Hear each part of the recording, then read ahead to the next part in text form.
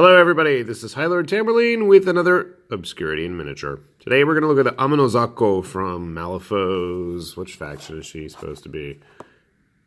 Outcasts. But she is originally based on a Japanese, I don't want to say yokai because that's not the right word, deity of some kind. I know she was supposed to have been spawned from Susano-oh or something like that. My Japanese mythology ain't what it used to be, and my kids weren't much help either in that regard, so we'll just chalk it up to search Wikipedia what she's based on.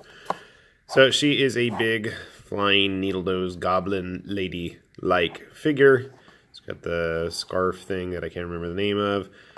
Got the lantern. Got a very frilly-looking dress, which is kind of interesting. So why don't we see what's in the box? And I don't want to fiddle with it, so just give me a sec while I pause it and tear it to pieces. So, besides the usual foam, this is what we have waiting for us inside the package. The actual figure consists of two rather large sprues of fairly good-sized pieces by Malifaux standards. These are gigantic. It looks like we've got the back of the head, the arms, hand, another hand, her nose and crown-like thing right here. You can see the nose and the eyes there. The main body itself, the scarf thingy, parts of her face, chest, lantern, and more scarf parts. So honestly, looking at this, I don't think I'm going to need a whole lot of direction. This is one of the plastic kits that was released, I think, in the transition from the metals to plastic, or what was called like the 1.5 era. Now, obviously, this is a version 2 second edition card, which, you know, with the open beta coming soon for 3rd edition, isn't going to really matter much. I haven't really played Malifaux to any large degree in some time, so we'll just stick that to the side. She is a big figure, 50mm base, in case you're wondering. Now, my plan for her is to use her in a totally different, unrelated game, but that's kind of the point of these obscurities in miniature. We're looking for stuff that, while you may know it and your friends may know it, not everybody else is going to have as much nerd cred as us. So we're just trying to shed some light on interesting stuff that can end up on your table. So without further ado, I'm going to run away, grab some clippers and some glue, and probably come back with quite messy fingers, but, you know, it is what it is. And we'll see how she looks compared to some other figures from the Malifaux line. So sit tight, folks. I'll be back in just a sec. All right, we're back. So, here we have my attempt at putting together the Zako.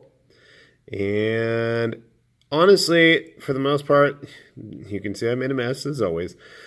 The biggest challenge was her scarf for me, and that was really just finding the spot to put it, because on the box art you can see where it's actually two pieces that connect. I thought it was two separate things. I was wrong.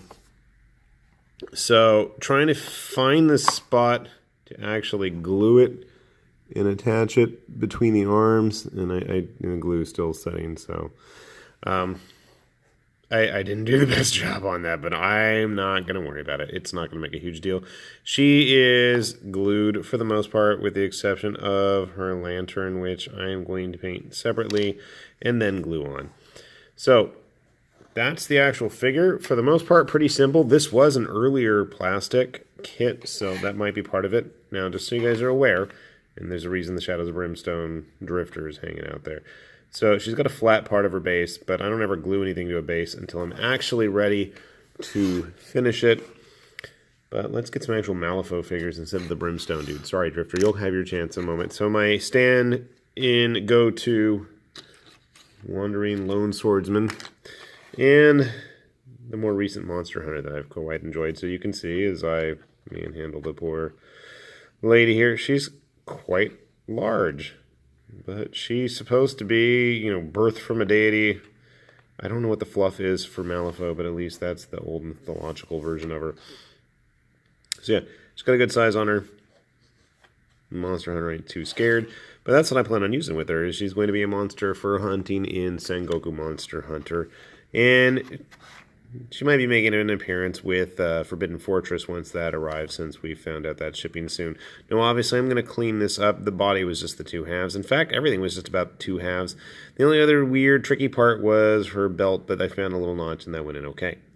So, other than her scarf, shawl, prayer talit thing, I don't know what these are called, but other than that, it was a really, really quick and easy build. Everything really fit into place. Nice, huge, keyed up slots to put things. And as you can see, she will give our drifter and our samurai friend with his terribly painted eyes a good run for the money. What else could you use her for, possibly? I mean, she doesn't really look like any outstanding other well-known monsters. I thought, you know, with the nose and the face, she could be like a goblin wizard or something. I don't know. But I plan on using her for samurai-themed games. I got to clean those gaps up. That's really bugging me. We'll see. Hopefully. I'm still not a fan of the weird frills on the dress. That kind of weirds me out. It's very old-timey for old-timey's sake. Very Victorian-looking, but then again, Malifaux has its pseudo-19th century style vibe going on anyway, so I guess that kind of fits, but she has a very traditional Japanese look to her. Wish they'd gone all the way, but, you know, it is what it is. So an interesting figure. I guess she could pose pretty well as some sort of an undead heroic monster type as well. I don't know, for you Kings of War type players. But with the amount of Asian-themed undead in Malifaux anyways, if you ever wanted to do a Japanese or Asian-themed army, you've got quite a bit of options there.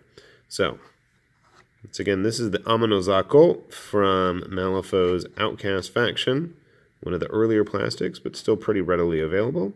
You're more than welcome to check it out. And in the meantime, you can give me a thumbs up or a like, that would be awesome. As I continue to justify putting out these videos to my wife, that would be super fantastic. This has been High Lord Tamberlane with Obscurities Miniatures saying bye-bye.